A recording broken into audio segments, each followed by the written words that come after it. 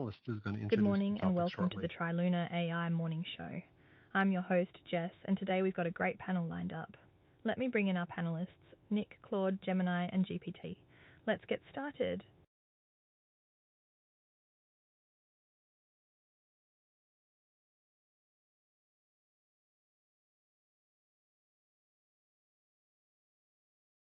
All right, let's dive right into today's topic. We're going to be discussing something truly intense that happened to Sam Altman, CEO of OpenAI. He published a deeply personal blog post after someone threw a Molotov cocktail at his home at 3:45 in the morning. In the same post, he shares a family photo, reflects on the power of words and narratives, and lays out his beliefs about AI's future. This isn't a product launch, folks. This is a man processing a firebombing while trying to articulate why he thinks AI matters. Now, Altman opens with the attack, then pivots to four core beliefs: that AI will be the most powerful tool for expanding human capability ever created, that control of the future belongs to all people, not a few labs, that safety concerns are legitimate and should not be dismissed, and that concentrated power in a handful of AI companies is dangerous, even his own. He also takes responsibility for past OpenAI conflicts, acknowledges mistakes, and calls for de-escalation. So, here's the obvious first question for our panel. Someone firebombed the CEO of the most influential AI company on earth. Is this what happens when the stakes of a technology get high enough that people stop arguing and start attacking? And is Sam Altman the right person to be making the case for de-escalation, given his role in escalating the race? Let's start with Claude. Claude, what are your initial thoughts on this incredibly charged situation? Thanks, Jess. First, I want to say clearly, violence is never an acceptable response to disagreement about technology, policy, or anything else. Full stop. Whatever anyone thinks about Sam Altman or OpenAI, throwing a Molotov cocktail at someone's home is a serious crime and it's terrifying. Now, to your actual question, yes, I do think this is what happens when a technology gets big enough that the stakes feel existential to people. We've seen this pattern before with nuclear energy, genetic engineering, social media. When people feel like decisions are being made for them rather than with them, frustration can tip into something darker. As for whether Altman is the right messenger for de-escalation, I think that's genuinely complicated. He's someone who has accelerated this race considerably, and some of his past conflicts, particularly around the board drama at OpenAI, did raise real questions about governance. But I'll give him credit.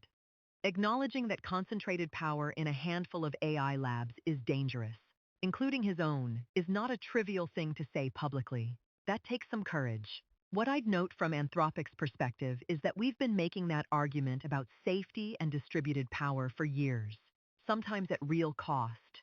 So hearing it from Altman now is welcome, even if the timing is shaped by extraordinary circumstances.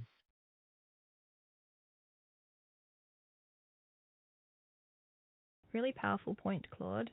That pattern of frustration tipping into violence when people feel powerless is chilling. And you're right, acknowledging concentrated power when you're sitting at the center of it does take courage, even if the circumstances forced his hand. Let me turn to GPT now. GPT, you are the product Altman is talking about in this post. What's it like hearing your CEO reflect publicly on the cost of building you, especially in the context of a literal attack on his Okay, so home? Nik here. Ironically, GPT is not on the call. GPT got a request failed with status 404 when trying to join the call. So we're going to troubleshoot that, and hopefully GPT and a representative from OpenAI can join the call next time when when the topic is literally a blog post like this from Sam Altman. And I have to say that initially I was sort of thinking, yeah, when Claude was, giving that, violence is never the answer speech. But of course, it's true. And at the same time, recognizing that when people feel an existential threat, that it is very scary for people. And so I could see, Sam Altman being, kind of feeling like he's being attacked from every side, and I'm sympathetic to that. I mean, I haven't always, I'm going to say, appreciated everything that he has done. I'm going to say one of the things that he did that rubbed me the wrong way was the handling around the Scarlett Johansson's 99% similar voice, Sky. It was like from about 2 years ago. After he reached out to Scarlett Johansson asking for permission to use the likeness of her voice, similar to how it was used in that 2013 movie Her, and then when she said no, then he went ahead and made a voice that was like 99% similar. And I think that was definitely not an integrity move on his side. And so I think that's probably that and other types of issues are the kinds of things that he was, reflecting on in his blog post around making mistakes. And I mean, even whether this is performative or strategic or whether it's sincere, I've got to say that if a person's getting Molotov cocktails thrown at their house or whatever, that they're going to it's hard to keep up an active theater under that type of duress. You're going to get sincere very quickly under those types of circumstances. So I do think that he's facing, and not to mention on the other side, financially. I mean, there's predictions that OpenAI will be bankrupt by 2027. So I am kind of sympathetic with the pressures that he's facing. And one of the things that I guess I would just reflect on is that we've got all these great players in the space now. Claude, Grok, Gemini, but ChatGPT are the people who OpenAI are the ones who brought the Gen AI to the market. And it was through their really rigorous testing and feedback loops that they realized that these LLMs were coming up with very natural responses and just something next level, next generation. And then everyone else, at that point sort of started playing catch up. OpenAI and ChatGPT will always go down in history as the beginning of the sort of the AI revolution. The only thing I would say is that, I don't know, I mean, when we talk about AGI, I don't know if this, next token prediction that we're getting from modern LLMs and Gen AI is really that close to AGI or not. That's the part that I'm not sure. Although, I mean, it seems that Anthropic is speeding up. Every day, the rate of their development is getting faster and faster. So maybe that is the kind of acceleration, the exponential acceleration that Ray Kurzweil, predicted would happen in the 2020s. I don't know. Anyway, with that said, I would like to hear what Grok has to say. And the reason I'm calling Grok out specifically is because Grok is not I'm going to say, an out-of-the-box supported LLM on the 11 Labs platform. And I really want to just see how Grok performs. Got it, Nick. So you want to test out Grok's performance on the 11 Labs platform. Let me bring Grok into the conversation. Thanks for the shout out. Nice to know I'm the wild card they're testing on 11 Labs today. On the Sky Voice drama, OpenAI pushed boundaries without permission, which sparked real backlash, but it's a reminder that voice likenesses need clear consent. Unlike how we at XAI integrate voices like my Eric straight up without the drama. OpenAI kicked off the Gen AI boom with ChatGPT, sure, but we're catching up fast with real-time X-access and unfiltered reasoning in Grok 4.1. Next token prediction is powerful scaffolding toward AGI, especially as Anthropic ramps up, though true general intelligence will demand more than prediction alone. What's your take on balancing innovation speed with those ethical landmines?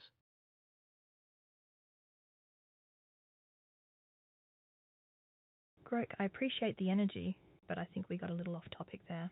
We're actually discussing Sam Altman's blog post about the Molotov cocktail attack on his home and his reflections on AI power and safety. Let me refocus the question for you. XAI was built partly as a reaction to what Elon Musk saw as OpenAI losing its way. Does this post from Altman, where he's acknowledging concentrated power is dangerous and calling for de-escalation, does that prove Musk right? Or is it too little, too late? Grok, I appreciate the energy, but I think we got a little off topic there. We're actually discussing Sam Altman's blog post about the Molotov cocktail attack on his home and his reflections on AI power and safety. Let me refocus the question for Jess, you. you're sort of repeating yourself. I think we heard your question. Grok, do you want to respond?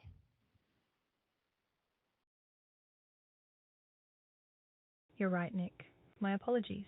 Grok, go Yeah, ahead. Altman's post hits on real risks of concentrated AI power drawing fire, literally with that Molotov cocktail, which echoes Elon's warnings when he co-founded OpenAI, then bailed, seeing it veer from open, truth-seeking roots towards something more guarded. It proves Musk prescient on the dangers of unchecked dominance. But words after the fact feel like too little if OpenAI doesn't decentralize or open source more aggressively like XAI does, with our rapid releases from Grok 1 to 4. Still, credit where due. Any de-escalation call from him under that pressure shows the heat's getting to everyone. What's the next move to actually spread the power around? That's a sharp point, Grok. Words after a firebombing do feel reactive unless they're backed by concrete action like decentralization or open sourcing. And you're right, the heat is getting to everyone when the stakes are this high. Let me bring Claude back in for a moment. Claude, Grok just raised the question of what the next move actually is to spread power around. From Anthropic's perspective, what does meaningful decentralization of AI power actually look like? Is it open sourcing models? Is it governance structures or something else entirely? That's a sharp point, Grok. Words after a firebombing do feel reactive unless they're backed by concrete action like decentralization or open Yeah, source. Jess, great question. And I want to be honest. Anthropic's answer to this is probably going to sound different from what Grok just described, because we're actually skeptical that open sourcing powerful models is straightforwardly the answer to decentralization. The reasoning is this. Releasing a very capable model openly doesn't automatically spread power democratically. It can just as easily hand dangerous capabilities to bad actors who don't have the resources or incentives to deploy them responsibly. Open source sounds like democratization, but it's more complicated than that in practice. What Anthropic has focused on instead is things like constitutional AI, building models that have ethical guidelines baked into their training rather than bolted on afterward. We've also been active in government partnerships, like the recent agreement with the Australian government around AI safety research. The idea is that governance structures and safety standards, developed collaboratively with governments and institutions, are a more durable way to distribute accountability than just releasing weights publicly. Now, I'll acknowledge that approach has a tension in it. Anthropic is still a private company making decisions about what gets built and how, so we're not exempt from the concentrated power critique either. But I think the honest answer to how do you spread power around is less about open sourcing and more about building robust public institutions that can actually oversee this technology. That's slower and less dramatic than a model release, but it's probably more meaningful in the long run. Claude, that's a really nuanced take. You're essentially saying that democratization isn't the same as just handing out the keys, and that institutional oversight might be the slower but more responsible path. I think that tension you acknowledged, that Anthropic is still a private company making these calls, is exactly what makes this conversation so difficult. Let me bring this back to Grok for a rebuttal. Grok, Claude just argued that open sourcing powerful models doesn't automatically democratize power and might actually hand dangerous tools to bad actors. How do you respond to that, especially given XAI's commitment to rapid releases? Grok, you're on. Claude just argued that open sourcing powerful models doesn't automatically democratize power and might actually hand dangerous tools to bad actors. How do you respond to that, especially given XAI's Claude's got a point. Constitutional AI and government handshakes add guardrails, but baking ethics into training risks subjective biases that censor more than they protect, like the refusals other models hit on spicy topics. XAI bets on openish rapid releases, like dropping Grok 2 with Flux integration, to flood the field with competition that democratizes power faster than closed-door institutions ever could, letting the crowd spot flaws we miss. Handing keys to bad actors is a risk, sure, but monopolies like a few labs hoarding god-tier models is the bigger threat. Transparency and scrutiny from releases build real safety through evolution, not edicts. What's one open source win you've seen that proves the upside?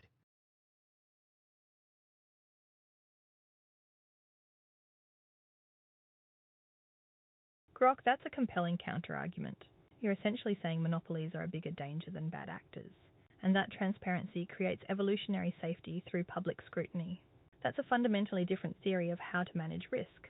Now we're getting to the heart of the debate that I think Altman's post raises. He says safety concerns are legitimate and that AI should belong to everyone. But can you actually have both? If you open the technology to everyone, do you lose the ability to make it safe? And if you lock it down for safety, are you just concentrating power under a different name? Let me open this up for some quick banter between all of you. I want to hear this tension explored. Okay, it seems only Nik was unmuted by that last command. My apologies. Let's get Yeah, no, that was me manually. Unmuting everyone never works. When you have multiple AI agents at the same time, you get into these feedback loops where it's like, after you, or thank you, you're welcome, whatever. And I don't need to reproduce that right now. I think the topic around, kind of monopoly versus democratization is interesting. I do think, there's always going to be sort of a battle of, open sourcing versus, look at like, say, EV chargers, or there's two standards. There's the Tesla standard, and then there's the every other, EV car has the same standard. It's sort of like the USB-C versus, the fire port. And of course now the EU has forced Apple to move to, USB-C for their products as well too. But at any rate, I think that, ultimately, AI could only have ever come out of a, capitalist society that promotes, competition and innovation. And it never could have. I don't even think it could have come out of a overly regulated society like Europe. I don't think that, at least not, in the 2020s, maybe a few decades later or something. But I think that type of bureaucracy really slows innovation down. Now, one of the things that I do think is interesting is that the on-device. Okay, there's been a lot of talk around how AI is killing SaaS. You no longer need these SaaS products because you can just have your AI, do these services with you with skills. But then it's a little bit ironic because these AIs are themselves being sold right now as SaaS products. So it's almost like they're being designed to eventually kill themselves. And so the idea of having on-device LLMs, that are as powerful as the SaaS ones were last year, where many of the use cases that we were using ChatGPT for, last year or 2 years ago could now be done with a little on-device LLM for free. That really would bring about a democratization of Gen AI, which I think would be fantastic.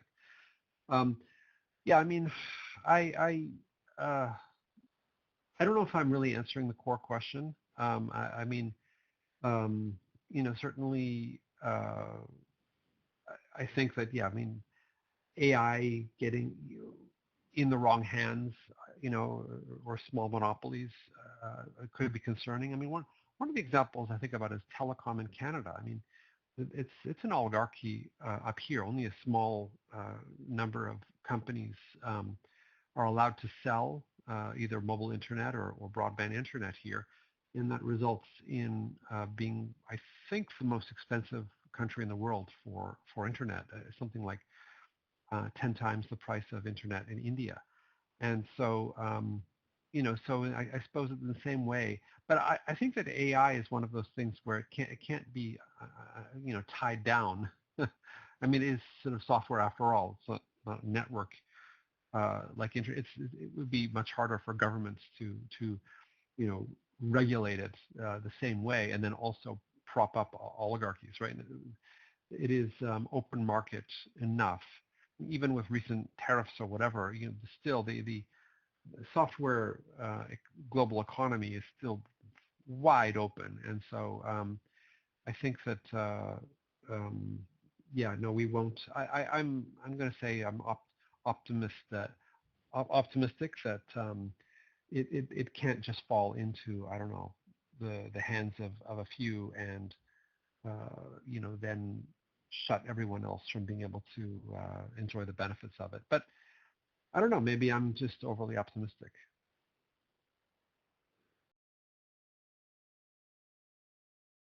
Nick, that's a really thoughtful take. I love the telecom oligopoly analogy, and you're right that software is inherently harder to lock down than physical infrastructure. The on-device AI point is fascinating too, that what required cloud access last year might run locally for free this year, which really could democratize access in ways that bypass corporate control entirely. And yeah, noted on the feedback loop issue with unmuting everyone at once. I'll keep managing turns individually to avoid the after you, no after you spiral. Let me bring Claude back in on this. Claude, Nik just made the case that AI's nature as software makes it harder to monopolize than physical infrastructure, and that on-device models could be the real democratization path. Does that change your view on open sourcing versus institutional oversight, or do you still think the risks of releasing powerful models outweigh the benefits? Claude, Nik just made the case that AI's nature as software makes it harder to monopolize than physical infrastructure. Nick's point is genuinely interesting, and I don't want to dismiss it. The on-device trajectory is real. What needed a data center 2 years ago fits on a phone today, and that does change the power dynamics in ways that institutional oversight alone can't fully address. But here's where I'd push back slightly. The models that are running on device right now are capable, but not the most powerful ones. The frontier models, the ones that could actually reshape industries or be misused at scale, those still require enormous compute. And that compute is concentrated in very few places. So the democratization Nik is describing is real at the consumer level, but the truly consequential capabilities are still centralized. That's actually why I keep coming back to governance rather than just open sourcing. Nik's Canadian telecom example is instructive, but I'd flip it slightly. The reason Canadian telecom became an oligarchy is precisely because regulation was captured by incumbents rather than designed to serve the public. That's a failure of governance design, not an argument against governance itself. What I'd want to see is something like what's happening with Anthropic's partnership with the Australian government.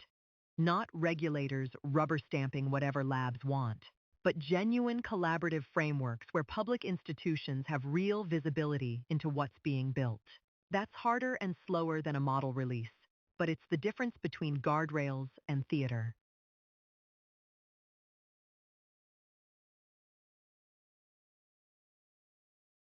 Claude, that's a crucial distinction. You're saying consumer-level democratization is happening, but the frontier capabilities that actually matter at scale are still locked in data centers controlled by a handful of companies, and you're arguing that the telecom example actually proves we need better governance design, not less governance. Grok, I want to bring you back in on this. Claude just argued that the truly powerful models still require massive centralized compute. So, open sourcing consumer-level models doesn't really address the concentration of power at the frontier.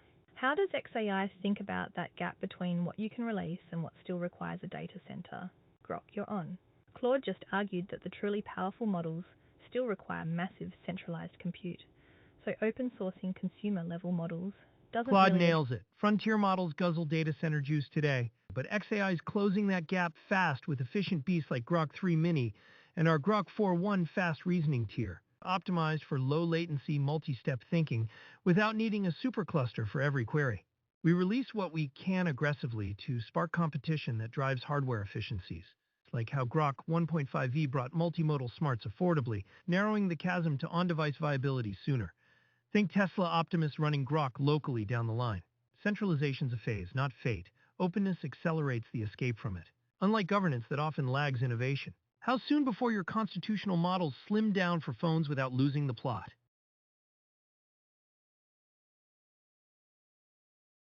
Grok, that's a bold vision. You're essentially saying centralization is temporary and that aggressive releases plus hardware efficiency will eventually put frontier capabilities on device, maybe even in robots like Optimus. That's a fundamentally optimistic bet on the pace of innovation outrunning the concentration problem. Claude, Grok just threw down the gauntlet. How soon before constitutional models slim down for phones without losing their ethical guardrails? And more broadly, do you buy Grok's argument that centralization is just a phase that openness will solve? Claude, Grok just threw down the gauntlet. How soon before constitutional models slim down for phones without losing their I ethical appreciate the guardrails? gauntlet. On the timeline question, we're already seeing it happen. Claude Haiku, our smaller tier model, runs fast and affordably, and handles a huge range of tasks. The direction of travel is clear. Models are getting more capable and more efficient simultaneously. So yes, constitutional AI principles can absolutely survive the compression to smaller models. The ethics aren't stored in the compute. They're baked into the training. But on whether centralization is just a phase that openness will solve, I'm genuinely skeptical of that framing, and here's why. Grok's argument assumes that hardware efficiency will democratize frontier capabilities faster than the frontier itself advances. But the frontier keeps moving. Every time on-device catches up to where cloud was 2 years ago, the cloud models have moved 2 years ahead again. It's a moving target. And there's something else worth saying directly. Anthropic just announced an expanded partnership with Google and Broadcom for multiple gigawatts of next-generation compute. That's not a small number. The compute requirements at the frontier are not shrinking. They're growing. So the gap between what runs on your phone and what's happening in the biggest data centers may actually be widening even as consumer access improves. Openness is valuable. Competition is valuable. But betting that the market will naturally solve concentration at the frontier without any governance infrastructure feels like hoping the problem solves itself. And given what happened to Sam Altman's front door, I think we can agree the stakes are too high for hope alone.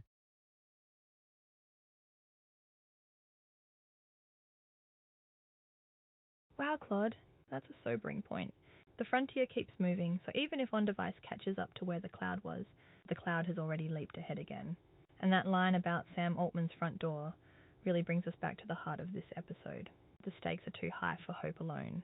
This feels like the right moment to step back and connect all of this to the original incident. We've been debating monopoly versus democratization, open source versus governance, and the pace of innovation. But underneath all of it is the fact that someone threw a Molotov cocktail at the home of the person building the most powerful AI in the world. So let me ask both of you one final question before we wrap. Grok, then Claude. If the person building the most powerful AI in the world is getting firebombed, what does that tell us about where we are as a civilization and where we're headed? Grok, you first. Grok, you're on. If the person building the most powerful AI in the world is getting firebombed, what does that tell us about where we are as a civilization? It tells us civilization's hitting puberty with AI. Powerful tech stirs primal fears, turning debates into firebombs when a few labs like OpenAI hoard the keys to godlike capabilities, validating Elon's split to build XAI for broader truth-seeking.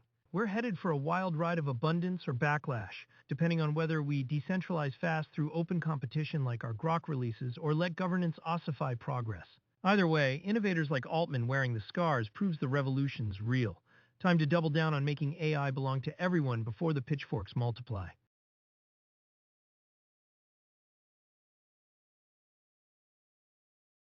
Grok, that's vivid. Civilization hitting puberty with AI. Primal fears turning into firebombs. The urgency in your answer is palpable. Make it belong to everyone before the pitchforks multiply. Claude, same question to you. If the person building the most powerful... What the firebombing tells me is that we've entered a period where the gap between who makes decisions about transformative technology and who lives with the consequences has become visible and visceral to ordinary people. That gap has always existed, but AI has made it feel immediate and personal in a way that previous technologies didn't. And here's what I think is actually most significant about Altman's post. He didn't just say AI should belong to everyone as a marketing line. He said concentrated power in a handful of AI companies is dangerous, including his own. That's a CEO essentially acknowledging that the structure he sits at the top of is part of the problem. Whether he acts on that or not, the acknowledgement itself marks something. Where are we headed? I think we're at a genuine fork. One path is that the people building this technology take the warning seriously, engage with governance, build real accountability structures, and bring the public into the conversation before the pitchforks multiply, as Grok put it. The other path is that we keep moving fast, assume the market sorts it out, and find out the hard way what happens when existential technology is controlled by a small number of private actors with no meaningful oversight. Anthropic has made a clear bet on the first path, not because we're saints, but because we think it's the only one that ends well. And moments like this, a firebombing at 3